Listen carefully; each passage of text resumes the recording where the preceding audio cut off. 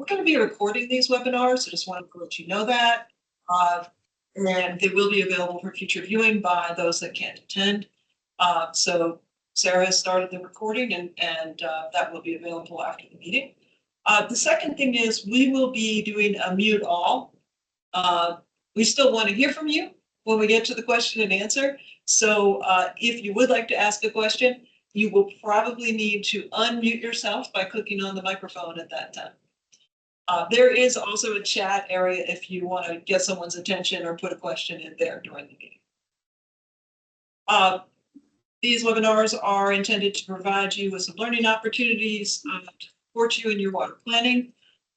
We are going to hold 3 webinars this spring and early summer, and the next one will be on May 8th. If you have ideas for webinars you'd like to hear, what topics you'd like to have, please let one of us know. Just shoot us an email or drop something in the chat. We're interested to hear what you'd like to hear about. Okay, so today we're going to talk about Hurricane Helene and response in the water sector. And council members' perspective, just wanted to sort of frame this up for you. This is something you can carry back to your council for discussion with your council members after we've had these discussions today. And some things to think about. Did your current regional water plan address emergency response to storms? Some of the councils I've worked with, I don't think their plans do, and so this might be a new topic to think about in the future. Would you like to have this added to an agenda for a future council meeting for your council? And if you do, is there other information, other questions you'd like to see answered when we bring that back to your council for discussion? That's all I wanted to set up, and would like to get right into the speakers. Before I do, I will pause and see if there's any questions from the council members. And remember, you're on mute. You'll need to unmute. All right, very good. I am going to stop sharing so that Bill Murphey, our first speaker, can load his slides. And while he does that, I'll introduce him. Bill Murphey is the state climatologist. He has a bachelor's degree in applied physics and a master's and PhD in earth and atmospheric sciences from Georgia Institute of Technology. He's worked for 8 years he did work for 8 years as a meteorologist for the Atmospheric Sciences Research Center at State University of New York at Albany. And he also was the U.S. Station Science Leader at McMurdo Station Antarctica in 1983. In September 2011, he was appointed as the state climatologist by Governor Nathan Deal. And Bill is currently the state climatologist for Georgia, and he's worked for the Environmental Protection Division in the Georgia Department of Natural Resources for 20 years. In conjunction with Georgia Tech, Bill's group provides air quality forecasts for metropolitan Atlanta, Macon, and Columbus. And he has also been an adjunct college professor since August 2010 at Georgia Perimeter College, Georgia State University, and the University of West Georgia. So we're glad to have Bill with us today. Thank you, Bill. Bill's going to give us an overview of Hurricane Helene. And then we'll have a second speaker from EPD who will talk about response to the storm. Go ahead, Bill. Oh, and okay. The one thing I would just want to mention is we're going to hold questions to the end after both speakers. Sorry, go ahead, Bill. Sounds good. Can everybody see and hear this okay? Sounds good. Okay, good deal. Thank you, Kristen. Basically, I'm just going to give a brief overview of Hurricane Helene. It was quite a storm. Could perhaps be Georgia's most significant natural disaster of last year. So, getting on into it, I just kind of talking about the overall season that we had last year, tropical season. We had 18 named storms. That was tied for 5th most in a year. 11 hurricanes, 5 of those were major. We had 5 landfalling hurricanes, the 4th highest on record, And those were Beryl, Debbie, Francine, Helene, and Milton. You might remember most of those. Helene was actually the 8th Cat 4 and 5 storm to make landfall since 2017. And this just kind of shows all the tropical cyclones that we had last season from the National Hurricane Center. To the right here, you can see that actually is Hurricane Helene, and you can see it was a very large system, large hurricane, expanded, pretty much up the Atlantic seaboard. Okay. So rapid intensification of tropical systems is more common these days. Really, over the past decade and a half or so, tropical systems have dramatically grown stronger, quicker. Helene was one of them, and this makes forecasting more challenging and causes difficulties with evacuation, of course. A lot of this is due to less cooling of the surface and subsea surface temps during the winter time. Ocean temps just don't cool off quite as much. And so basically the rapid intensification occurs because you have more warm ocean seawater there that provides fuel for these systems. And we have had also more recently, we're getting more marine heat wave events thanks to the strong Bermuda High and also the Gulf Ridge. In 2024 season, 7 hurricanes underwent rapid intensification. Helene was one of them, like I said. Also, we had Beryl, Isaac, Kirk, Milton, Oscar, and Raphael.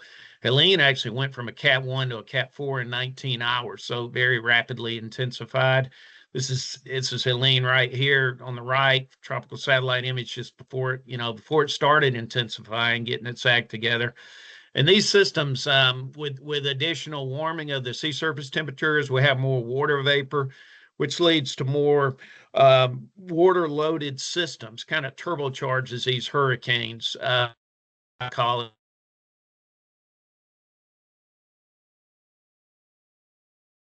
Systems are more water loaded. A couple other tidbits I was going to mention too. Beryl actually was the earliest Cat 5 Atlantic Basin hurricane on record. Remember, Beryl came very early in the season. Also, Milton, that turned out to be a Category 3 when it made landfall on October 9th, but significant about Milton, it had 46 tornadoes with it. And Milton also was actually among the highest ever rapid intensification on record, had a 90-mile-per-hour wind speed increase in 24 hours, so even more rapidly intensified than Helene did. And then just putting Helene into perspective, before it made landfall, remember last summer we had gone through, it was almost like a feast or famine summer, I call it, where we had a very, very dry June, followed by a real wet July, very dry August, and then Helene came in September, very wet conditions, and October turned out to be very dry too, following Helene, actually all the way to mid-November.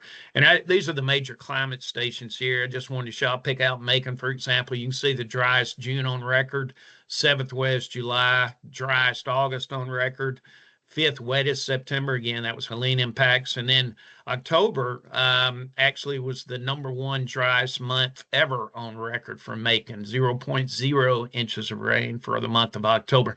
And again, typically fall months are our driest months of the year, of the season, but following Helene, the dryness really, exacerbated things in that area.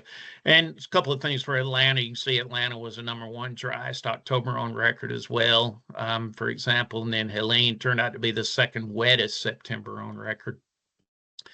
So moving on, I'll talk a little bit. I can talk a long time about this if anybody ever wants me to, but I'm sure y'all want to hear it all. But the meteorological setup was interesting, real interesting and unique for Helene because basically we had a cutoff low that formed just to the west of the Mississippi Valley here, and a term called potential vorticity, maximum positive potential vorticity, kind of intensified this low pressure system. So Helene's down here in the Gulf, and you can see around this cutoff low that we had back to the west, we also had a strong jet, low-level jet, 850 millibars, lower levels of the atmosphere that just channel Gulf moisture just ahead of Helene. So along with Helene being down here in the Gulf, we also had these conditions set up just ahead of Helene. I call it a predecessor event. And this predecessor event really brought widespread 5 to 10 inches 1 to 2 days prior to the onset of Helene's rainfall. So we basically already had flash flooding occurring before rainfall, 24 to 36 hours ahead of the event, which saturated soils and really exacerbating the flooding when Helene eventually did make landfall. Additional rainfall, tropical storm force, hurricane force winds also, of course, occurred with Helene. Another part of the setup, I should have mentioned, we had a strong high pressure ridge off the Atlantic seaboard. So this whole pattern wasn't budging. That's actually the Bermuda high in place. So basically, it just channeled this low-level moisture, stream of Gulf moisture up ahead of Helene. And then one of the big players that made this dump copious amounts of rainfall, especially catastrophic amounts, I should say, over the Carolinas, was this cutoff low that just sat there. So basically the system, once it made landfall, got involved in the cutoff low. And I'm going to show you a satellite loop of how that all occurred. Basically, hopefully this will work. It's kind of interesting. But you can see this is a water vapor imagery from GOES 16. You can see here comes the predecessor event with that heavy rain just ahead of Helene. Helene's still down here in the Gulf. Here comes Helene making landfall, then moving up, eastern Georgia up to the Carolinas. There's that cutoff low, that upper low I was telling you about back to the west where you had that enhanced potential vorticity. Another player that I should have mentioned in this, and again, it gets complicated because there were a lot of meteorological factors here. I'll let it loop again while I'm talking. We had a lot of orographic lifting in advance of the system. So a lot of that moisture that was being funneled up the Appalachians actually intensified, exacerbated the rainfall amounts, more convective rainfall amounts, more training of cells across the same area. And again, they were just training straight across, along the heavy axis of rainfall. And this cutoff low here was really the big culprit, the big player in that kept Helene into the picture for a long time, especially when you consider the Carolinas, Asheville area up in that area. And I'm going to talk about that a little bit more here in just a minute. Okay, speaking of the rainfall amounts, so Helene did come in, made landfall as a Cat 4, the Big Bend region of Florida, east of Tallahassee area. Widespread damage primarily impacted Florida, Georgia, South and North Carolina, Tennessee, and Virginia. Helene was the costliest event in the U.S. 2024, estimated $78.7 billion. Here's a shot of Helene right here again, prior to landfall, 26th of September. And the amount of rain was just unbelievable in Helene's impact. How unlikely were the highest 3-day totals associated with Helene? Some of these amounts up here in Asheville, North Carolina, they had 26 to 30 inch amounts, pretty much a 1 in 500 to 1 in 1,000 year occurrence. Atlanta, I'm going to talk about a 48-hour rainfall event we had here in Atlanta, 1 to 200, 1 to 500 year event. So really heavy amounts of rain that occurred because of Helene. Flash flooding was really rampant across the area. Atlanta we posted about this, received its 48-hour rainfall maximum on record for 2 days, had 11.12 inches. This is a picture of some of the flooding, extreme rainfall we had in the Buckhead area. Had over 200 homes that were flooded in Atlanta, homes and businesses where water moved in to the area from freshwater flooding. This is a 30-day percent of normal preset map, and it just shows the footprint of Helene that occurred. This is percent of normal. Those are 200 to 300% of normal in the blue and the purple here. You can see where the heavier swath of precip moved up the state. And again, this goes back from September 22nd to October 21st. So 30-day percent of normal looking back from October 21st. Still quite visible on Helene there. Okay. And then looking at some of the wind speed and damage, that was the big impact from Helene as far as really hitting Georgia hard, and part of the Carolinas as well. But you can see this is just a map showing peak wind speed measurements from all the Weather Service stations, co-op, ASOS measurements, and other like the UGA, Mesonet, other locations that had wind speed coming along the path. And you can see this big area down here in South Georgia had 190-mile-per-hour winds, 80 to 90 knot gust, peak gust in those areas. So places like Coffee County had 80 to 85% of all the homes in the entire county damaged. Several counties were out of power completely for extended periods of time, long time without any power in a lot of these counties. And we had, as it moved up toward the Statesboro, Candler County area, the same type of thing. Counties, really without power.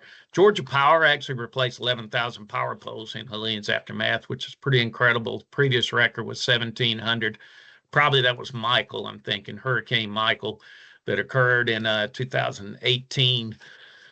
So some of the other impacts, I'm not going to go all on, but just really tremendous agricultural damage, agricultural impacts from Helene. We had farmers lost a lot of livestock infrastructure, a third cotton crop, 200 chicken houses, hundreds of thousands of pecan and pine trees were lost. Pretty much that's that peak wind speed damage. Remember, the center came on shore here. So just east of the center is where you had the big impacts of the winds. That's call that right front quadrant of a hurricane. So pretty much Valdosta, Savannah, especially Augusta, and then on up toward northeast Georgia, had really, really strong winds, and still recovering from that too right now. Peaches and blueberries were damaged, had 6.9 billion agricultural damage, 1.28 billion in timber losses, big time forest impacts, 8.9 million acres of forest land. One thing I did want to mention, we just started getting into D2, which is severe drought too in the state, and a lot of that is due to the debris. Some of the wildfire activity that's occurring now is due to all the debris that fell from Helene. So really up in east central, northeast Georgia, getting a lot of fire, old refuge, old debris that's still intact. So all these dry fuels and low relative humidities really adds to exacerbate the fire hazard. And we are, like I said, we are in some severe drought as of this week on the U.S. Drought Monitor, especially around the Augusta area. So getting close to wrapping it. Hurricane Helene, some of the 5-day total rainfall amounts. This just shows how much it was. Really extreme rainfall up here in the Asheville, North Carolina area. Had a 30.78 inch. The maximum for Georgia was a 14.7. I believe that was up in Raven County too for a storm total amount. But yeah, that just shows how significant. A lot of high 20s to 30 amounts up here in the Carolinas, so up in the Asheville area. And then just kind of wrapping it up, some of the impacts that occurred around the Asheville, North Carolina area. I wanted to show this is actually a picture of the Biltmore, believe it or not, in the background. It just shows how just destroyed a lot of the area around it was due to mudslides and debris flows. Deadliest hurricane since Maria, deadliest to strike the U.S. mainland since Katrina, 2005. We had at least 219 fatalities. For Georgia, for Atlanta, I believe we had 38 fatalities total. And again, impacts, flash flooding, mud, landslides, roads, bridges washed away. This is just kind of a eye-boggling picture here that shows from the same location some of the flooding that occurred looking out from I-40 on US 74. That's what it should look like. And there's the flooding that occurred. That's just one typical picture, but a lot of them were there from the massive flooding events. And it's pretty much all I had. So I'll stop sharing. I think you said hold off the questions till later. Is that right, Kristen? Yeah. Okay. Next, and then we can do some questions. Yeah. Thank you. Sure. Next up, we have Sean Early from EPD. He's going to talk to us about emergency response in the water sector. Sean is the drinking water compliance unit manager for Georgia EPD, where he's tasked with managing implementation, compliance, and enforcement of state and federal drinking water rules and regulations. He is also the acting emergency response coordinator and ESF3 lead. I think it's going to tell us what that means for the Watershed Protection Branch. Sean received his bachelor's and master's degree in biology from Valdosta State University, and he's been with Georgia EPD for 7 years, where he also worked as a RTCR and groundwater rule manager and as a drinking water laboratory certification officer. Sean, thanks for joining us, and we look forward to hearing what you did after Hurricane Helene or during Hurricane Helene. Thanks. Wonderful, thank you. Yeah, and apparently I missed updating the bio. I've been with EPD for 9 years now, and like she said, my blue sky days, I manage the drinking water compliance unit. But when we have these emergencies, I'm the emergency response coordinator, and we'll talk exactly what the ESF3 lead is here coming up. So today we're going to talk a little bit about Hurricane Helene, but I also want to go into, emergency response in the water sector, what's available, and how that generally works in our time allotted. We can't dive fully all the way in. Nope, it's not go. But in general, emergency response is run by GEMA. GEMA should sound pretty familiar to everybody, very close to FEMA. That's what it is. It's the state version of that. We say GEMA, but it is now actually the Georgia Emergency Management and Homeland Security Agency, although internally, externally, everybody still refers to it as GEMA. And their task with really implementing a statewide management system, the response, and facilitating any kind of response to an emergency here in the state. They played a major role in COVID. They play a major role in every hurricane. And we'll talk about it, large events, and really anything you could think of. They're there to support all the state agencies and everybody here in the state. They work off what's called the ESF, or Emergency Support Function structure. So all that means, and it can be confusing when people say I'm ESF 3 or 10 or 7, but they divide up emergency response into different sections. And that way they can activate or not activate certain agencies depending on the response. So it's not a push the red button for everybody, and run to the state operations center. It's only specific functions. So for the Georgia EPD, we fulfill 3 and 10. If there's a hurricane or some kind of emergency that might affect the water sector, they'll activate us. So Hurricane Helene, everybody was activated. But for COVID, which is the longest activation in the state's history, it was mainly 6 mass care, 5 emergency management, and 8 public health. And they were activated for multiple years in a row. So this kind of layout allows them to have certain agency responds while other ones don't. And you don't have too many cooks in the kitchen, per se. So I mentioned the Georgia EPD fulfills 2 of these functions, ESF 3 and 10. And when I started, I said ESF 3 lead and not ESF 10 lead. And that's because within the EPD, although we're tasked with fulfilling these support functions for the state, we actually have 2 separate groups. So our emergency response team fulfills ESF 10, and they are on call, available 24 hours a day, 7 days a week, 365. And they respond to things such as discharges, accident with a tractor trailer that might spill some oil on the roadway, things of those smaller instances of emergencies. They were the ones who responded to the golden array, and that emergency response team is out of our district offices, and they fulfill that role. During Helene, they were the ones that were staging the debris centers and things of that. It's labeled hazardous material, but it goes a little bit beyond that. Emergency support function 3, it is labeled public works.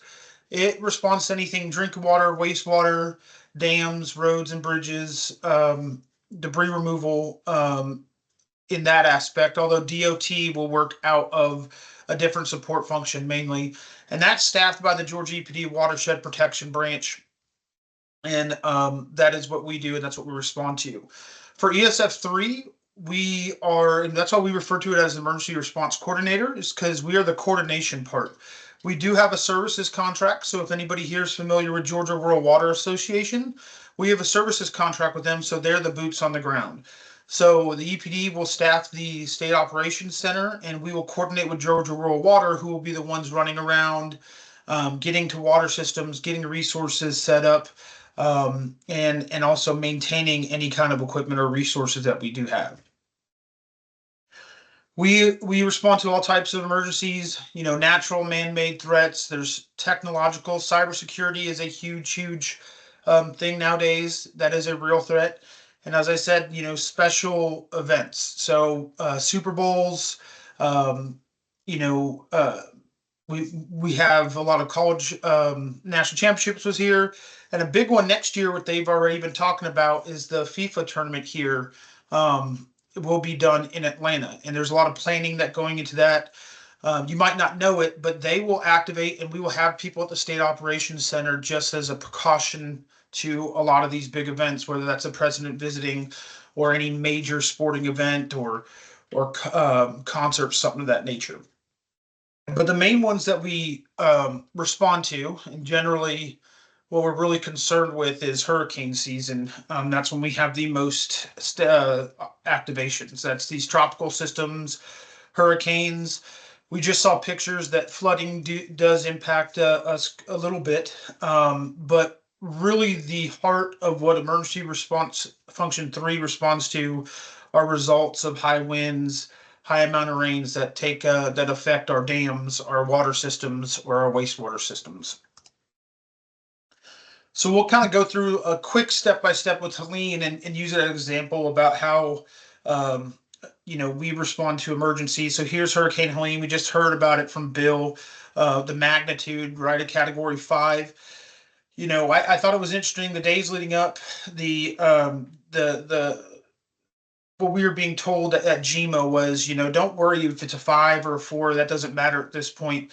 The wind cone was so large that the impact area was going to hit us no matter what and devastate many areas of our state. And that's what the real focus was on the couple days leading up, is how those winds would impact what side of the eye water systems or people were on. That's what they're really focusing on and gearing up towards. And I think we do know, the storm, when I went to bed the night before the storm made landfall, we were expecting it to really come straight up through Macon, hit Atlanta. And when I woke up, the storm actually got pushed further towards the coast, with Valdosta and Augusta taking a huge brunt of the storm. So a big thing here is a lot of you might see during emergencies, there'll be different declarations, or, the governor might release something. There might be a federal, declaration made, but that is really the first step towards these emergencies. So on September 24th, Governor Kemp declared a state of emergency. Generally, when he does that, the map does not look like the entire state, right? Helene was entire state. Usually this might be more just the Gulf counties or the counties on the Atlantic side. But what this does is it makes resources available. There's money, there's resources that are only available during states of emergency. So the first step before, if we anticipate an emergency happening, the governor will declare a state of emergency and declare what counties are eligible to receive resources and potential funding during the emergencies. For Helene, it was every county here in the state. So I mentioned GEFA, and I keep saying the State Operations Center. The State Operations Center is a central hub which all the support functions report to, all these state agencies report to. There's civilian, there's military, there's Department of Defense. It's a central secure hub that we operate out of. It is located over towards the zoo at the Georgia National Guard area. It's supposed to be very secure, proof of a lot of things. The irony we learned during Hurricane Helene was it was supposed to be power proof and have enough power to operate on its own for days and days and days. And we actually had a switch blow on the generator, and we lost power for 30 minutes at the State Operations Center during Helene, but they got that quickly fixed. The State Operations Center was activated from September 25th through November 7th, so over a month, which is a pretty long activation. Now, it was staffed in person from the 26th of September through the 10th, so for about 2 weeks there, we had 3 to 4 people there at a time, with at least one individual from Safe Dams. We were staffing it 24/7 during the hurricane. As it makes landfall, there's really not a ton you could do other than kind of wait while it makes landfall. But once it made landfall, we began calling all. We have 2,300 drinking water systems listed here, but it's really about 2,400 drinking water systems and wastewater systems to try and get status updates to see if they needed any help, if we could provide any resources, what we could do to get them back up and running, and make sure people have access to clean drinking water. During it, we received 109 total resource requests from regulated facilities, and we fulfilled 61 of those requests through working with GRWA, GEMA, and some other agencies. And we delivered over 70 generators. During these activations, it includes we have to prioritize some things. We work with the Department of Public Health. They may have senior centers or hospitals located in water systems that go down and lose water, and hospitals really need water to operate. And so we try and prioritize getting those resources there to get those water systems back up and running. And we had 695 boil water advisories. And to really put that into picture, this is the most boil water advisories we've ever had at a time. These are the most resource requests we've ever had at a time. But 2,400 water systems, and we'll look in the next page, about a third of those water systems were impacted, and almost a third of those water systems issued boil water advisories as a result of the storm. So during emergencies, we have access to some resources. The number one resource that we supply is generators to get pumps back up and running, to get water flowing, to keep pressure. That's the number one thing that usually goes out, especially with hurricanes. We're talking about winds. One of the examples, so a lot of water systems have their own generators, especially big water systems that are built on site, but you can't avoid some things such as trees falling on the generators. And then your resiliency didn't really matter there because a tree fell on the generator and it went out of service. But we had 60 plus generators before the storm, which is the most we've ever had. GRWA does a great job trying to prepare for these things and the services that they provide. And they had contacted some other rural waters across the nation. And we had generators from Mississippi, Oklahoma, Texas. And believe it or not, during emergencies, Florida usually has an excess of generators, even though they're also hit. They go through this so much that kind of 2 days or so after the incident, Florida's usually sending us generators.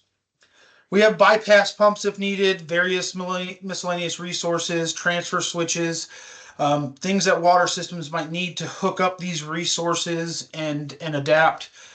We do have a mobile center, which I don't know if we have time to get into, GRWA does, to put up a mobile kind of net of service, cell service and internet service. One thing that kind of get misconstrued, ESF3, we do not provide bottled water. We'll get some requests for that bottled water. That's something that we cannot provide. I think that's something that GEMA kind of tries to help coordinate with bigger companies to make available to water systems and municipalities first, and they'll drop some off at local EMA locations. But what we will do is if we don't have a resource, we'll try and help to coordinate and make recommendations of anything that might be needed. So kind of the best example of this, if you remember the Atlanta boil water situation that happened last year, it was isolated, but there were requests that the city made to us to help them, and something they requested was an underwater welder. That's not something that we have, but we were able to make some recommendations, and they were able to get somebody from Alabama to come over and do some underwater welding to get their situation taken care of and move forward. So even though we might not have it, GRWA, like I said, they have a wide national network, and they can usually provide at least a recommendation of where to get a resource. On top of all that, GAEPD really helped us out during Helene.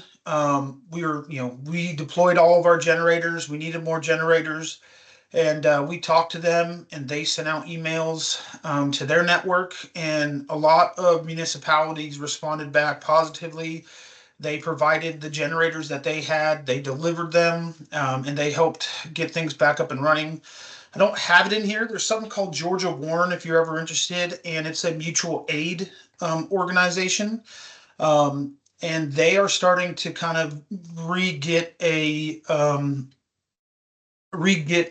inventory of resources that water systems would be willing to, hand out or help other water systems during emergencies. So I'd really encourage you, if you're interested in a water system that you're part of, if you have extra resources, trailable generators, that you look into Georgia Warren, and it's something that could really help out a lot of systems when they're in need. So during the hurricane, I alluded to these earlier, 892 water systems were impacted in some way, and out of those, 681 had to issue boil water advisories. There were about 192 inoperable lift stations or impacted, and 26 that we know of went down. We don't get notified as much about lift stations, even if we call. And there were, like I said, 61 fulfilled resource requests. Now, the reason that this number kind of differs between total requests and fulfilled requests is because there are some duplication of efforts. And I encourage everyone to know who their local EMA person is. I'll have my information on here. And if you're part of a water or wastewater system that needs resources during emergencies, you could call me, send an email to the ESF3 email, or you could go through your local EMA. We had a lot of local EMAs duplicating requests every day. We had also, like, some pleasant surprises is we ran out of generators, and other ESFs and other organizations filled those requests instead of us. So those requests were moved over to them. So that's why those numbers might not match up. A normal response, there might be 15 to 20 fulfilled resource requests. So this was about 3 times the kind of normal. And I think Hurricane Michael might have had 26, and we're sitting here at 61 for Hurricane Helene. And the other process through this is, once a emergency situation is over, you'll have a declaration of disaster, and they will identify counties and kind of any assistance that's available.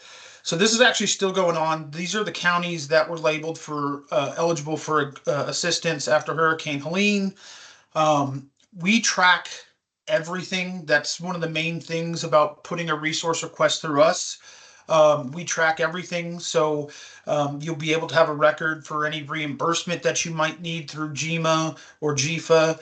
And I think, unless you're involved in emergency response in some capacity at a water system level, a county level, state level, there's a lot of things that you don't know. But during emergencies, literally mostly every process is worked off of an IOU, is what it is.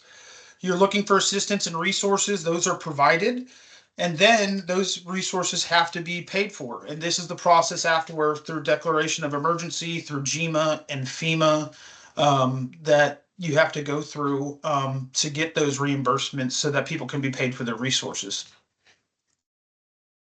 There were a lot of interesting lessons learned, I'll say, through Helene. The biggest thing that impacted us was the loss of cell service and ability to directly contact systems. We probably didn't hear from 2/3 of the systems in the state until 3 days after the hurricane. The impacted area was so wide that there was absolutely no cell service. There was no, internet. There's no way for people to be contacted. We kind of saw this during Hurricane Michael. And as a result of Hurricane Michael, we recommended people get satellite phones so that they can call their local EMAs or find a way out of the dead area to be able to request those resources. But that might be limited due to debris on the ground. This was such a big area of impact that it took a while for power to be restored and things of those nature. So that's really the number one thing, is our ability to know who needs the resources and get it to them. A lot of the times GRWA would drive into the affected area, deliver resources, and then have to drive out to report back to us and know who to send resources to next. So it was definitely the biggest hurdle in responding to Hurricane Helene. The other thing was long on-site times. Because it took days and in some situation weeks for power to be restored, our resources were sitting on site for multiple days. Usually we get a generator somewhere, it takes about a day to get them back up and operational, and then we can now redeploy that generator. But instead, we took all 60 generators to water systems and they sat there for 2, 3, 4 days, so we weren't able to redeploy those generators. There's actually situations, we had a small system We were able to give them a generator for their well pump, but we couldn't give them a generator for their lift station. So they'd go over there, they'd use it for their pump for a couple of hours, and then when their lift stations needed to be run and they were kind of at the limit of having a spill, they would unhook their generator, run it over their lift station, pump as long as they can before having to take the generator back to their well. So those long on-site times really impacted how we were able to disperse these resources. And even though we had more resources than we'd ever had before, we were very limited on what we were able to do. The duplicate resources from local EMAs was tough, trying to figure out what's been deployed, what hadn't been deployed.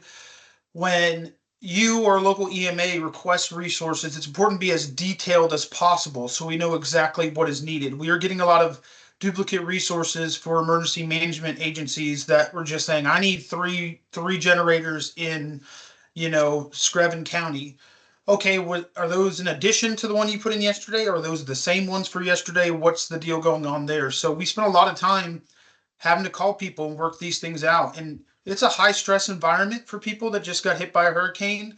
They're screaming for help, and it's not easy for us to continually call them and interrupt what they're doing to figure out what they need. So the more detailed information you could have right off the bat will go a long way.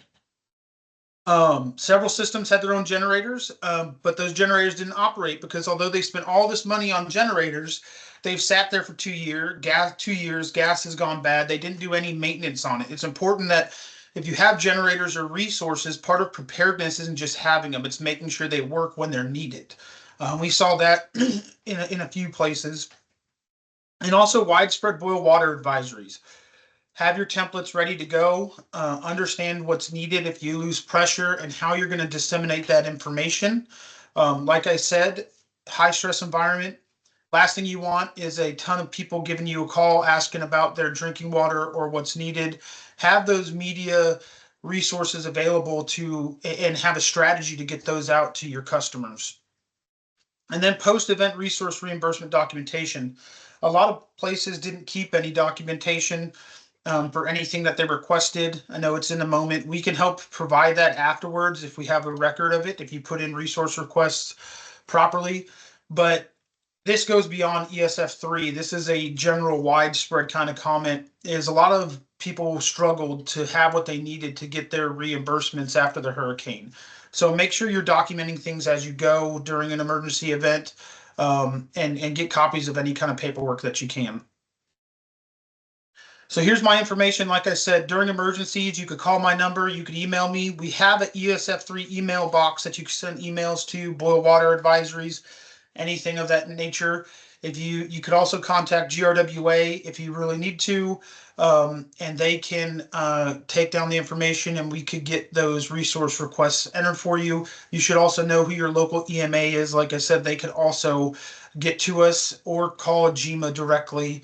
Everything will eventually filter down to ESF3, but it'd be easiest if you go straight to us so that we're not calling you back or you're wondering where your request is. So you could feel free to take down my information and give me a call if there's ever an emergency or you need any sort of resource in an emergency situation. Thank you, Sean. I'm going to open up now for questions from the council members. Any of you want to ask anything for students?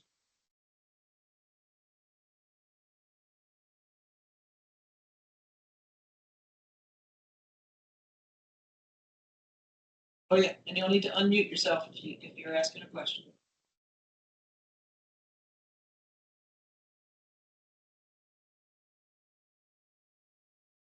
This is Bruce Azevedo. I have a question for you. Yeah, go ahead, Bruce. Yeah, I'm the chairman of the Savannah Upper Ogeechee Water Council. And, for our planning guides and our renewals every 5 years, I don't believe we have really delved into adding to our plan disaster response. So if we assign a committee to that, we can get some assistance from your group or anybody that you suggest so that we can research on how this should be implemented into our plan. Yeah, we'd like to support you with that, Bruce. And Sean, would you be the best person to support the councils in planning for disaster response? So to be honest with you, GOWA does a lot of our emergency response plan guidance and things of that nature. I could connect you with Jay Matthews because he's probably set more eyes on some kind of emergency response guidance than anybody in the state at this point when it comes to the water sector. Okay, that's great. I just needed some names. I appreciate it. Great. Thank you, Bruce. Other questions?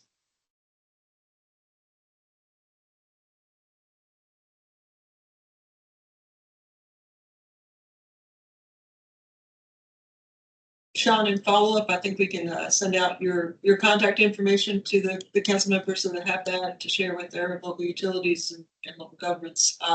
You had mentioned the EMA, the regional contacts, but it sounded like it was best to just get in touch with you directly. Is that right?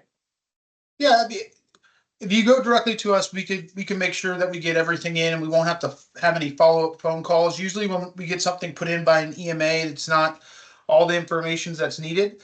But it also acknowledge the fact that in certain situations, it might be easier for water systems to go to that local EMA.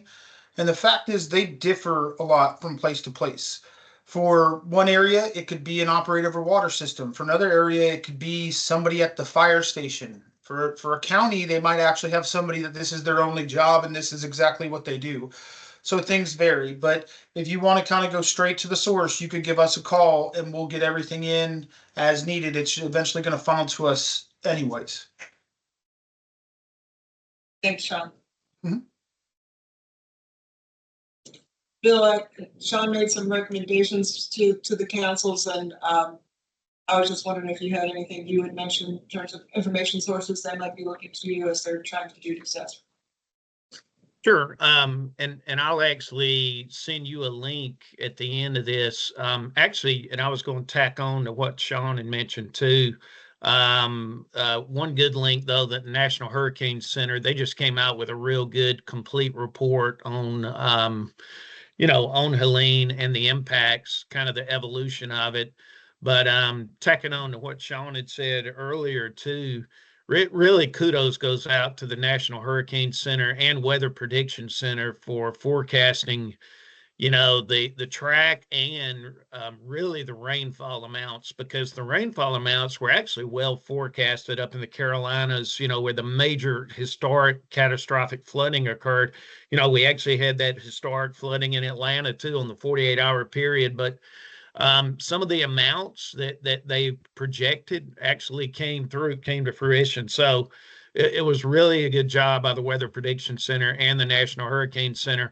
One other thing I was going to mention too is that Hurricane Helene came in with such a high forward speed. It was moving 28 to 30 miles per hour when it made landfall. So the forward speed that it was moving really was going to make it difficult to make a turn back to the west. And if you remember, like Sean was saying, a lot of the initial forecasts on some of the spaghetti miles were projecting more of a Macon, even closer to Atlanta, and a lot of people in Atlanta were really shaking, I'm sure too, because they remember Opal back in 1995. This could have easily been an Opal type impact as far as wind damage goes for Atlanta. That had major, major wind impacts too, all along western Georgia, Atlanta Metro, Macon, straight up, across western central North Georgia. But this hurricane, actually stayed to the east, but it did not spare areas, like I said, such as, Valdosta, Savannah, especially Augusta, on up to the Carolinas, Northeast Georgia, Raven County, up in there. So those areas really took the brunt of it, being on that eastern edge, closer to the center of circulation. In addition, a lot of tornadoes occurred with this one too. And I think I did mention that before, but I did not mention we had 3 tornadoes in Georgia. Actually, I had 2 of the fatalities in Wheeler County from an EF1 that hit a trailer park. And another thing, Sean realizes this, I'm sure too, but 28 fatalities total in Georgia. 26 of those were from wind. And like he mentioned, major wind event, for the state of Georgia. And then, interestingly, this always occurs with hurricanes too. I'm sure he knows about it, but we had 9 indirect deaths following the hurricane, medical issues, auto accidents, post-storm cleanup, that kind of thing. So that can lead to a lot of issues, when you have landfalling hurricanes just following the event. But 37 total if you include direct and indirect deaths. And I just thought about it when you were talking. There's something I left off that I hadn't experienced before. Was that there were a lot of systems having to get police to park by their generators and security. This impacted so many people, and it took so long to get power back going. We literally had, I think there were 3 instances of people stealing generators from water systems and taking them to their homes to power their homes. And in some cases, they just hitched it right up and yanked it completely out and destroyed the whole panel. So panels were having to be redone. That's something that we hadn't seen before. But guarding those resources, when you have such a giant impacted area, there's people who are desperate and want those resources that you have and will do things to get them.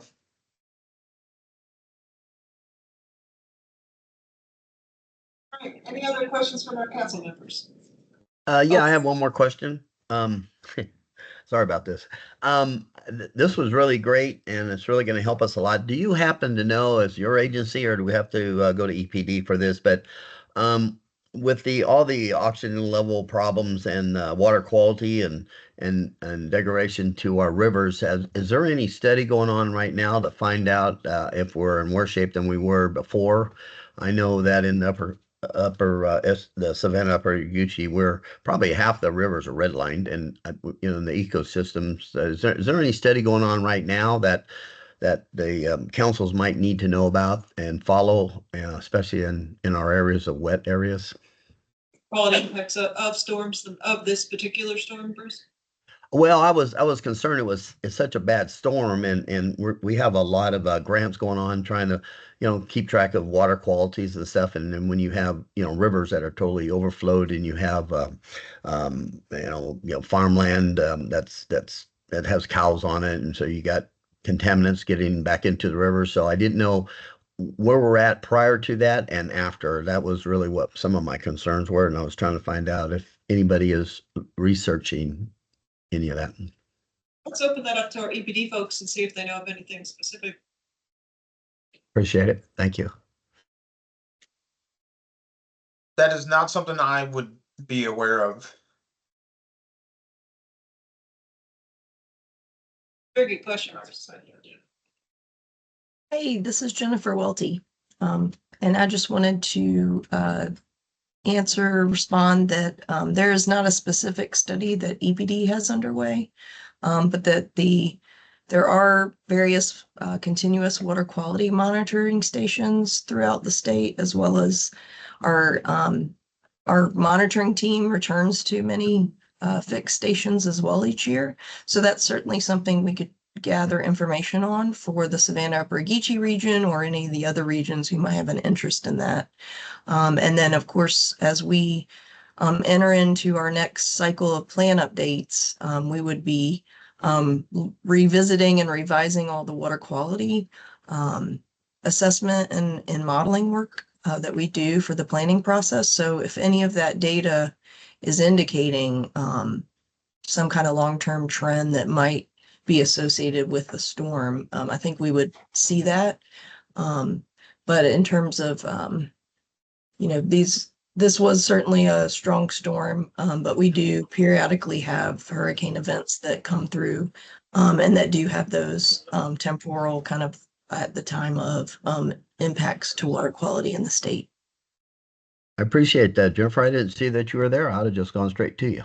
Oh, no worries, hey, Bruce. Thank you, Bruce. Thanks, Jennifer. Okay, anybody else with questions for our speakers?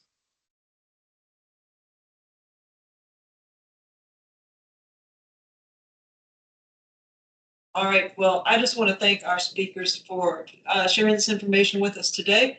And then Bruce, I'm going to share with your council support person your questions and make sure you all get coordinated on that for a future meeting.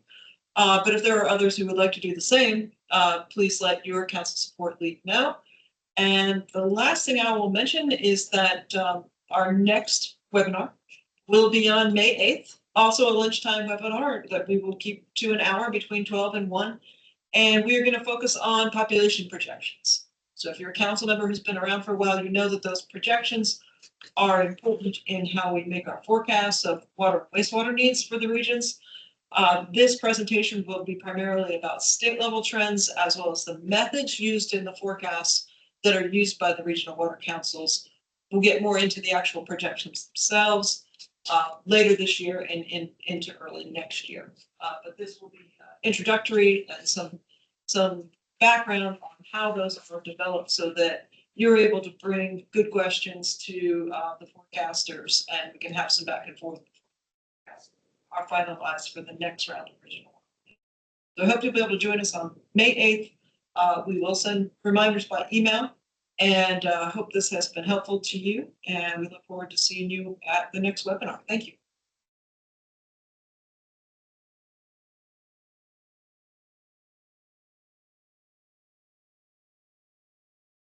Thanks.